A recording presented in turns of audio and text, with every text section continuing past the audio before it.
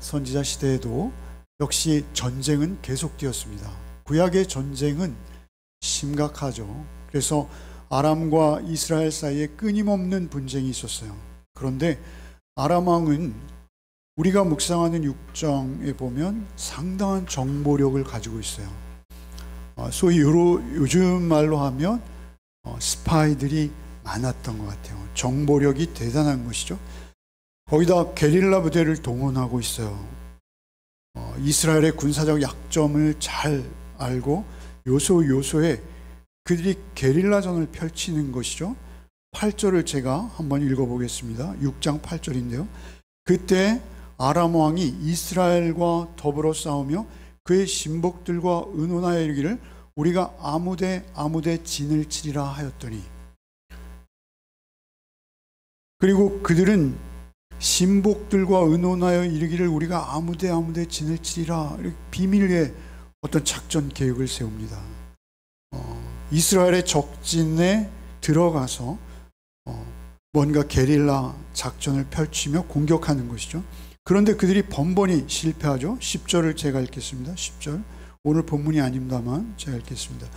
이스라엘 왕이 하나님의 사람이 자기에게 말하여 경계한 곳으로 사람을 보내어 방비하기를 한두 번이 아닌지라. 그러니까 그들이 시도한 것이 한두 번이 아니라는 것이죠. 몇 번인지는 모르겠어요. 아마 셀 수 없이 많았던 것 같아요. 어떻게든 이스라엘 왕을 칠 계획을 짜고 그들의 특수부대를 암살을 위해서 보내는 것이죠. 그런데 번번이 실패하는 것이죠. 한 번이라도 성공했다면 큰 전쟁으로 이어졌을 터인데 이스라엘 왕을 도대체 칠 수가 없는 거예요. 그것은 무엇입니까? 10절에 하나님의 사람 곧 엘리사가 이스라엘 왕의 아람 공격의 시간과 장소를 정확히 이스라엘 왕에게 알려준다는 것이죠. 그들의 훌륭한 정보력과 그리고 게릴라 부대, 특수부대의 능력에도 불구하고 번번이 실패하는 그 상황에서 아람 왕은 신하들에게 11절에 이렇게 말합니다.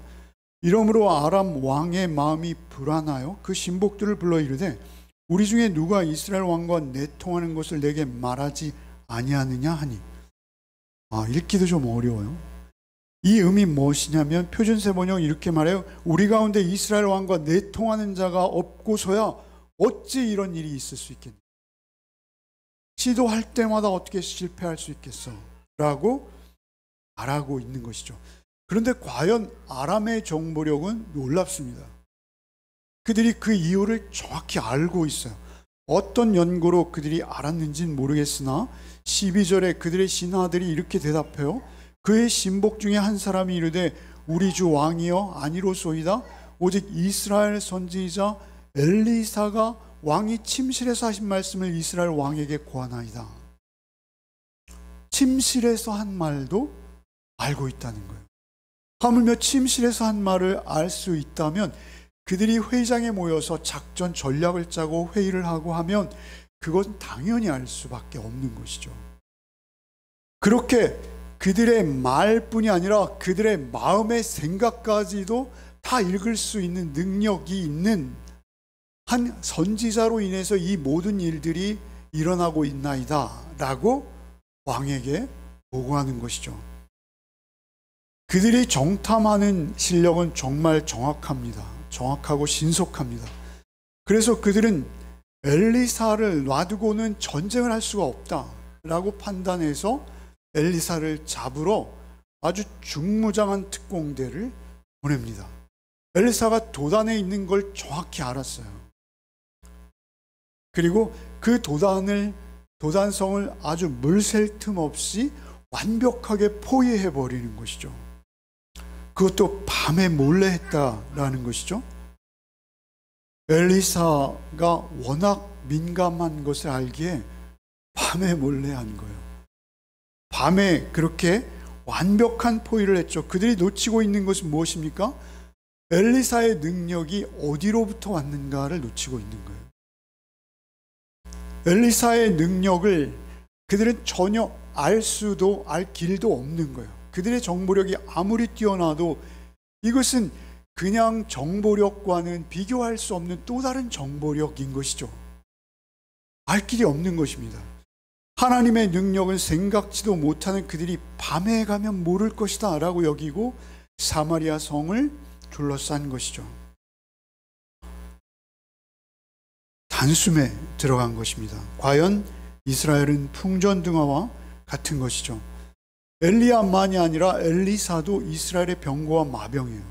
여러분, 우리가 좀 더 묵상하다가 13장에 가면 13장에 요아스, 이스라엘 왕 요아스가 엘리사가 죽음 앞에 있는 소식을 듣고 가서 13장 14절에 이렇게 말해요. 14절 제가 읽어드리겠습니다. 엘리사가 죽을 병이 들매 이스라엘의 왕 요아스가 그에게 내려와 자기 얼굴에 눈물을 흘리며 이르되 내 아버지여 내 아버지여 이스라엘의 병거와 마병이여, 이렇게 울고 있어요. 내 아버지여 내 아버지여 이스라엘의 병거와 마병이여. 굉장히 익숙한 말이죠. 엘리사를 향해서 이렇게 울부짖고 있는데 사실 이것은 엘리야가 하나님 앞에 부름받을 때 엘리사가 부르짖던 내용과 똑같아요. 한자도 틀리지 않아요. 2장 12절, 13장 14절이 2장 12절에도 있어요. 2장 12절 이렇게 말하고 있어요. 엘리사가 보고 소리 지르되 내 아버지여 내 아버지여 이스라엘의 병거와 마병이여 하더니, 동일한 부르짖음이라는 것이죠. 엘리사도 엘리야도 둘 다 이스라엘의 병거와 마병이라는 거예요. 이스라엘은 실제적인 군사력을 보유한 국가입니다. 그럼에도 불구하고 이스라엘 국가를 지키는 병거와 마병은 누구였다는 거예요? 엘리야였고 엘리사였다는 거예요. 그 나라를 보존시키는 것은 하나님의 일방적인 은혜와 긍휼인데 그 은혜와 긍휼은 사람을 통해서 나타났다라는 것이죠. 하나님의 선지자, 하나님 말씀의 대언자, 하나님의 대변인이죠. 그를 통해서 하나님께서는 하나님의 말씀을 계속 전해오셨고 이스라엘은 보존되어질 수 있었다라는 것이죠. 사실 이런 영적 세계를 전혀 모르는 엘리사의 사환은 아침 일찍 일어났어요. 그리고 15절에 이렇게 말하는 것이죠. 아, 내 주여 우리가 어찌하리이까. 본 거예요.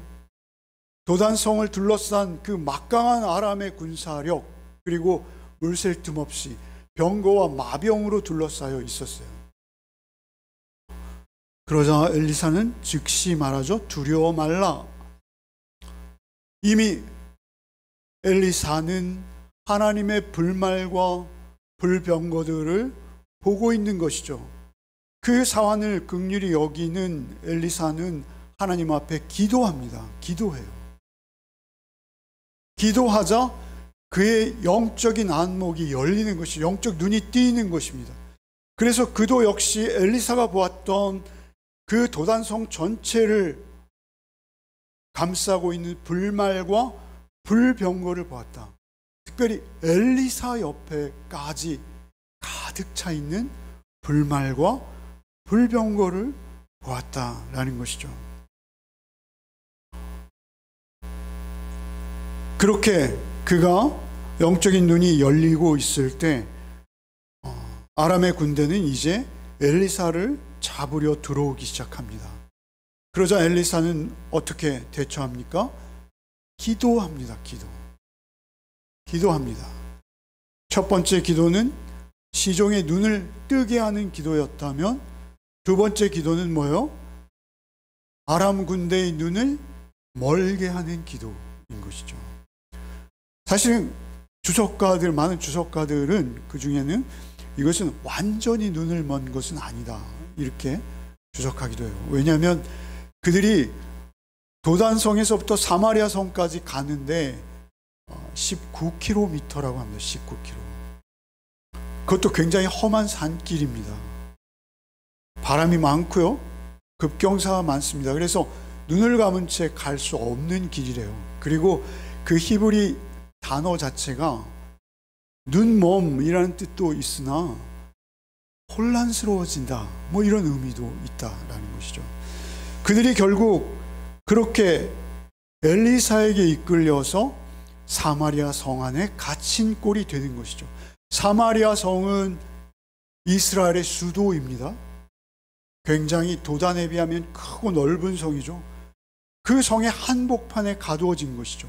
이스라엘 전군이 그 특수부대를 에워싸고 있는 상태가 된 것입니다. 그러자 엘리사가 세 번째 기도를 하죠. 그러자 그들의 눈이 띄어졌고 그들은 자신들이 처한 처지가 얼마나 비참하고 구제받을 수 없는 상황인지를 깨닫게 되는 것이죠. 엘리사 혼자 전쟁을 하고 있는 거예요. 엘리사가 야전 사령관이에요. 엘리사의 무기는 전혀 없어요. 그는 오직 무기라 하면 하나님과 교통하고 있는 거예요. 하나님과 대화하고 있는 거예요. 하나님께서 엘리사를 지원하고 계셨고 저들은 철저히 무능해지고 엘리사는 그 영적인 안목이 엄청난 예민함을 가지고 있다라는 것이죠. 그러자 이스라엘 왕은 자신이 잡지도 않은 군대를 죽이겠다라고 결단하죠. 청하죠. 엘리사에게 묻습니다. 저들을 치리까? 저들을 치리까? 그의 조급함이죠. 그러나 엘리사는 치지 말라 하시고 어찌 칼과 창으로 잡은 자들도 아닌 저들을 죽이겠느냐? 떡과 물을 주어 배불리 먹이고 주인에게 돌려보내라. 이렇게 명령하는 것이죠. 그러자 그들이 정말 그렇게 돌려보내게 되는 것입니다. 이것은 세상적으로는 상당히 어리석은 모습일 수 있어요. 어리석은 모습입니다. 그러나 사실 이것은 하나님의 방법이죠. 때로 하나님의 방법입니다. 그로 인해서 선으로 악을 이기는 거예요. 선으로 악을 이기는 거예요. 눈에 보이는 것만으로 전쟁하는 것이 아니라는 것이죠. 그 전쟁은 하나님의 전쟁이었다는 것이죠. 전쟁을 움직이고 있는 다른 손이 있다는 거예요. 어떤 주석가는 이렇게 주석해요. 여러분 그림자 놀이라는 거 아시죠? 그 중국 그 고전에 보면 이렇게 흰 천막을 치고 그 뒤에서 그 인형을 가지고 얇은 판이죠. 그런 인형을 가지고 막 이렇게 뒤에서 대사를 읊잖아요. 그림자전이라는 것이죠. 눈에 보이는 양상과 그 뒤에서 이루어지는 것이 실제고 우리가 사실 눈으로 보고 있는 것은 그림자에 불과하다. 이런 표현이 참 적절해 보이는 것 같아요. 이 전쟁들이 의미하는 것은 무엇이죠? 그것은 하나님께서 전쟁하신다라는 것이죠. 모든 전쟁은 누구의 손에 있다는 거예요?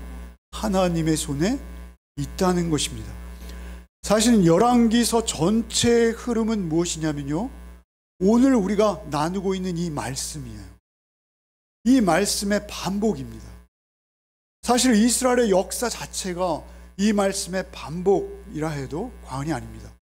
이스라엘의 왕이 있고 유대의 왕이 있고 아수르의 왕이 있고 바벨론의 왕이 있어요. 그들이 세상을 쥐락펴락하며 세상을 다 마음대로 호령하고 있는 듯해 보이나 사실은 그들의 힘에 의해서 세상이 유지되는 것이 아니라는 것이죠. 세상의 방향도 그들에 의해서 움직여가는 것이 아니라는 것입니다. 눈에 보이지 않으나 하나님께서 그 모든 것들을 섭리하고 계시다는 것이죠. 하나님께서 조율하고 계신다는 거예요. 하나님의 백성의 역사는 하나님이 주장하신다라는 것이죠. 여러분, 이 열왕기서의 저자에 대해서는 우리가 부인할 수 없는 증거가 열왕기 하서 마지막 부분에 나와요. 그 여호야긴이라는 바벨론에 포로되어간 남유다의 임금이 왕이 풀려나는 것이 열왕기 하의 마지막 장면이에요. 그래서 열왕기서는 최소한 포로기 그리고 또는 포로 귀환 이후에 쓰여졌을 것이다. 그래서 예레미야라 주장하는 측도 있고 또는 에스라 이런 이야기를 주장하는 쪽도 있어요. 여러 주장들이 갈리고 있어요. 그러나 분명한 것은 무엇이냐면 그들이 포로에서 귀환한 시점에 이 역사를 반추하며 계속 읽고 또 읽고 읽어냈을 것이라는 거예요. 이 역사를 읽으면서 그들이 느끼고 깨달았던 점 무엇이었을까? 이스라엘의 역사가 필연적으로 하나님이 주도하시고 인도하시는 이 역사가 그렇게 흘러갈 수밖에 없었구나. 지금 우리를 여기 이 자리에 돌이키게 하셔서 다시 주를 바라보게 하신 분, 그분의 역사였구나 라고 소름 끼치게 느껴 수밖에 없지 않았을까요? 그 왕들의 패역함, 그 임금들의 무지함, 그리고 그들의 하나님 앞에서의 거역함, 이것들이 얼마나 이스라엘의 역사를 하나님 앞에 어지럽혔는지 그들은 이제 깨달아가며 역사의 주관자는 오직 하나님 한 분이시라는 것을 알아가는 것이죠. 그 패역감과 불의함 속에서도 하나님은 계속 긍휼히 여기셨고 그들을 불쌍히 여기서 또 참고 또 참으시며 그들에게 돌이킬 수 있는 기회를 수없이 이것은 하나님의 역사가 아니고서는 도저히 불가능한 일들이었고 우리의 역사와 삶을 주관하시는 분은 오직 하나님 한 분이심을 그리 절절히 깨달아가고 있지 않았겠습니까? 사실 이스라엘의 역사를 더 높고 더 큰 관점에서 보면 결국 그들은 아주 굴욕적인 패배를 경험할 수밖에 없습니다. 우리 잘 알고 있잖아요. 그런데 작은 승리들이 그 사이에 있을 수도 있고 아직 패배를 미루시고 연기하시는 하나님의 손길을 그들은 더욱 또렷이 볼 수 있게 되는 것이죠. 그 영적인 안목과 영안이 열렸을 때야 그들은 그 모든 배후에서 역사하시는 하나님의 손을 볼 수 있었다는 것이죠. 사실 제가 늘 드렸던 말씀이고 여러분에게 너무 익숙한 말씀이지만 우리가 잊지 말아야 될 것이 있습니다. 세상에 우연히 일어나고 그저 우연히 있는 일 같은 그런 일들조차도 사실은 하나님의 역사와 섭리 안에 있다라는 것입니다. 우리의 삶 하나하나는 하나님과 분리되어질 수 없는 삶이라는 것을 우리 늘 인식해야 된다는 것이죠. 그래서 신약은 이 삶을 영적 전쟁이라고 하는 거예요. 영적 전쟁. 그래서 우리의 삶 하루하루가 우리의 삶은 사실 전쟁터에 있는 것이다. 이렇게 신약은 우리에게 영적인 해설을 주고 있는 거예요. 여러분 에베소서 6장 한번 읽어보겠습니다. 10절부터 17절 우리 같이 한번 소리내어 읽어보겠습니다. 끝으로 너희가 주 안에서와 그 힘의 능력으로 강건하여지고 마귀의 간계를 등이 대적하기 위하여 하나님의 전신 갑주를 입으라. 우리의 씨름은 혈과 육을 상대하는 것이 아니요 통치자들과 권세들과 이 어둠의 세상 주관자들과 하늘에 있는 악의 영들을 상대함이라. 그러므로 하나님의 전신 갑주를 취하라. 이는 악한 날에 너희가 능히 대적하고 모든 일을 행한 후에 서기 위함이라. 그런즉 서서 진리로 너희 허리띠를 띠고 의의 호심경을 붙이고 평안의 복음의 준비한 것으로 신을 신고 모든 것 위에 믿음의 방패를 가지고 이로써 능히 악한 자의 모든 불화살을 소멸하고 구원의 투구와 성령의 검 곧 하나님의 말씀을 가지라. 이렇게 말씀하십니다. 이 세상 주관자들, 통치자들, 권세자들, 사실은 우리가 그것을 하나님의 말씀 안에서 분별하며 나가야 되는, 오늘날 우리가 그리스도의 군사로서 우리의 삶의 자리를 하나하나 지켜낼 수 있었다면 어땠을까요? 그렇게 지켜내고 계신 분들이 어디엔간 계실 거예요. 하나님께서는 이 영적 전쟁에서도 성령의 검을 가지라 하시고 말씀을 가지라 하세요. 성령의 검 곧 말씀이라고 하세요. 성령과 말씀은 하나예요. 늘 말씀드립니다만 말씀을 기록하게 하신 분은 성령님이시고 그 말씀을 해석할 수 있게 하시는 분도 유일한 성령님 한 분이십니다. 우리가 성령님의 힘을 빌지 않고는 말씀의 해석이 불가능한 것입니다. 이 영적 전쟁에서도 역시 우리의 영적인 안목은 말씀에 의존할 수밖에 없는 거예요. 그 말씀을 성령께서 우리에게 밝히 보여주실 때 우리가 보여주신 만큼 볼 수 있는 거예요. 그것을 볼 때 우리의 눈이 열리는 것이죠. 암몬의 군대는 굉장한 정보력을 가지고 있다고 말씀을 드렸어요. 엘리사가 도단성에 있는 거 금세 알아냈고요. 엘리사를 완벽히 포위했어요. 그러나 엘리사를 앞에 두고도 누군지 몰라보는 거예요. 뿐만 아니라 엘리사에게 이끌려서 자기 발로 적진에 가장 깊숙한, 오히려 이스라엘 군대에 둘러싸여 있는 심판의 자리로 스스로 들어가는 거예요. 어찌 이런 일이 있을 수 있겠어요? 그들의 눈이 어두워진 것입니다. 그들이 마치 불나방과 같은 거예요. 그들의 욕심과 정욕의 눈이 얼어버린 거예요. 멀어버린 거예요. 그래서 그들은 오직 눈먼 자처럼 자기의 죽음의 길을 가버린 거예요. 예수께서 오셨을 때 바리새인들이 예수님께 화를 선언받습니다. 화로다, 화로다. 실화라고 하죠. 그 화를 선언할 때 마태복음 23장에 보면 주님께서 빠뜨리지 않는 말씀이 있어요. 그 말씀이 무엇입니까? 16절에, 마태복음 23장 16절인데, 화 있을진저 눈먼 인도자요. 17절에 어리석은 맹인들이요. 19절에 맹인들이요. 24절에 맹인된 인도자, 26절에 눈먼 바리새인이요. 계속 그들의 눈이 감겨 있다라고 지적하시는 것이죠. 요한복음에서는 이 핵심이 더욱 명확하게 드러나고 있습니다. 요한복음 9장 39절로 41절 우리 함께 읽겠습니다. 예수께서 이르시되 내가 심판하러 이 세상에 왔으니 보지 못하는 자들은 보게 하고 보는 자들은 맹인이 되게 하려 함이라 하시니, 바리새인 중에 예수와 함께 있던 자들이 이 말을 듣고 이르되 우리도 맹인인가?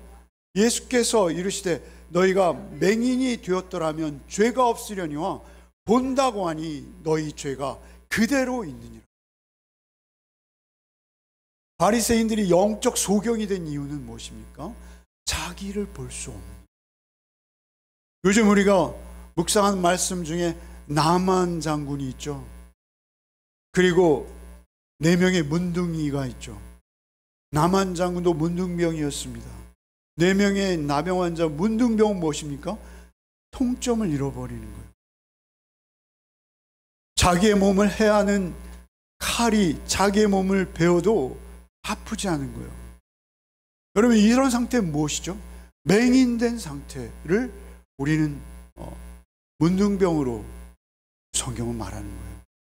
여러분, 우리가 통점을 잃어버린다는 것은 성경에서 영적으로 무엇입니까? 우리가 스스로의 죄는 못 보죠. 다른 건 다 보아도 내 죄는 나에게 안 보이는 거예요. 여러분, 이런 눈먼 자들이 이 땅에 얼마나 많이 있습니까? 얼마나 많이 있습니까? 소위 내가 예수를 믿습니다. 나는 몇 대가 예수를 믿습니다. 하는데도 자신의 죄의 통점은 전혀 무각한 채로 살아가는 그러한 경우가 우리 주변에 얼마나 많은지 모릅니다. 도대체 상식을 벗어나 있습니다. 그럼에도 불구하고 자기 홀로 가장 은혜롭다 스스로 여기고 있습니다. 그것이 저주가 아니겠습니까? 그것이 바리새인들이 아니겠습니까? 내가 누구인지 알 수 있기 위해서는 우리는 예수 그리스도를 통하지 않고는 알 수 없습니다. 예수께서 이르시되 너희가 맹인 되었더라면 죄가 없으려니와 본다고 하니 너희 죄가 그대로 있느니라. 내가 맹인이 아니면 내 죄를 볼 수 있는 거예요. 내 죄를 보는 것부터 우리의 눈은 떠지는 것입니다. 그렇게 내 죄를 본 자만 예수 그리스도 앞에 나갈 수 있습니다. 예수 그리스도를 만날 수 있습니다. 예수 그리스도 안에서 새 생명을 얻을 수 있습니다. 내 죄를 본 자만 새 삶을 살 수 있는 소망이 싹트기 시작하는 것이죠. 그것은 나를 보는 것부터 시작하는 것입니다. 그때 우리는 나도 예수도 누구이신지 하나님도 누구이신지 우리는 알 수 있게 되는 거예요. 그때만 우리는 그리스도인다운 하나님의 백성의 삶을 이제 살기 시작하는 거예요. 사실 내가 눈먼 자입니다. 나의 눈을 열어 보게 하여 주옵소서가 우리의 기도의 1번인 것입니다. 엘리사의 기도로 영안이 열리는 그 청년의 모습을 우리는 주목할 필요가 있습니다. 공중에 병거를 보지 못했습니다. 절망에 빠져 이 비명을 지르며 이제 우리는 죽게 되었습니다. 세상 속에서 우리가 살아갈 때 이런 순간이 얼마나 많은지요. 이건 정말 막다른 길이구나. 그런 길이 우리 가운데 있습니다. 여러 차례 경험하죠. 자잘한 것은 빼고요, 아주 굵직굵직한 그런 위기들을 우리는 맞이합니다. 그렇게 굵직굵직한 위기들을 맞이할 때 우리에게 필요한 것이 있습니다. 그것은 무엇입니까? 기본적으로 내가 누구이며 예수 그리스도는 누구이시며 그분이 나에게 베푸신 은혜가 무엇인지를 우리 기억해야 합니다. 그때만 우리는 불말과 불병거를 볼 수 있는 거예요. 우리 주위를 둘러싸고 있는 하나님의 능력과 은혜를 감지할 수 있는 거예요. 그때만 우리는 능력을 얻고 힘을 얻어서 그 위기를 헤쳐나갈 수 있게 된다라는 것이죠. 여러분, 베드로가 주여 나로도 걷게 하옵소서라고 바다 위에 철푸덕 뛰어내렸을 때 그는 주님을 바라보고 걸을 수 있었습니다. 그러나 주님을 그 시야에서 놓쳤을 때 그는 빠져들어가기 시작하죠. 우리의 삶은 그런 것입니다. 우리의 삶은 언제나 주님을 보는 것입니다. 우리의 대적들을 보는 것이 아니라 우리의 보호자 되시는 주님을 볼 때 우리는 불말과 불병거를 보게 될 줄 믿습니다. 우리의 대적자가 아무리 많을지라도, 우리를 둘러싸고 있는 위험이 아무리 클지라도 우리는 두려워할 것이 없습니다. 우리는 조금도 무서워할 것도 주눅들 것도 없습니다. 어떤 악한 상황에서도 우리를 구원해내신 주님이 나의 주인 되심을 고백하면 되는 것입니다. 그러면 주께서 우리를 손잡아 주십니다. 내 발은 비록 빠져가고 있으나 나의 손을 잡아 무리를 걷게 하십니다. 하나님의 능력입니다. 그것이 보혜사 성령님의 능력이기도 하시고요, 성령의 말씀의 검입니다. 항상 성령, 보혜사 성령입니다. 보혜사라는 건 무엇이죠? 위로자, 상담자, 대언자입니다. 슬플 때 우리를 위로해 주실 수 있는 유일한 분, 나의 마음이 상했을 때 고쳐주실 수 있는 유일한 능력의 하나님 성령, 눈물을 흘릴 때 내 눈물을 닦아주실 수 있는 유일한 분, 성령 하나님은 한 분이심을 믿으시기 바랍니다. 성령님은 실제하십니다.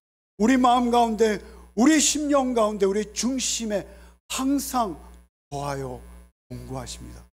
그리고 우리를 위로하시고 우리에게 소망을 주시고 우리를 일으키사 우리를 새롭게 하십니다. 그 성령님이 여러분의 영혼의 주인이십니다. 그 우리의 영혼의 주인이 누구인지를 우리가 알 때 우리의 영적 안목은 그때 비로소 세상을 보기 시작하는 것이죠. 성령님을 바울사도는 이렇게 말씀하세요. 여러분, 로마서 8장 26절 27절 한번 읽겠습니다. 이와 같이 성령도 우리의 연약함을 도우시나니 우리는 마땅히 기도할 바를 알지 못하나 오직 성령이 말할 수 없는 탄식으로 우리를 친히 간구하시느니라. 마음을 살피신 이가 성령의 생각을 아시나니 이는 성령이 하나님의 뜻대로 성도를 위하여 간구하심이라.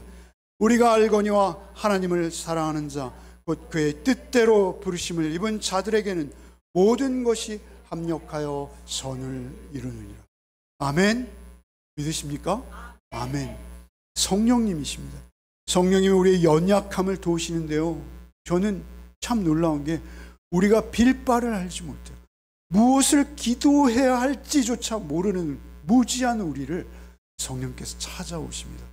빌 바를 알지 못하는 나에게 빌 바를 알려주시고 내가 지금 현재적으로 구해야 할 것이 무엇인지 알게 하실 뿐만 아니라 그 깨달음으로 우리를 인도하셔서 우리의 모든 것으로부터 하나님께서는 구원을 이루어내십니다. 그 구원을 이루어내시는 것, 그것을 신뢰함으로 믿고 우리는 우리의 불병거 되시는 성령님을 항상 의지하며 바라보시기 바랍니다. 세상 사람들에게는 성령님이 보이지 않습니다.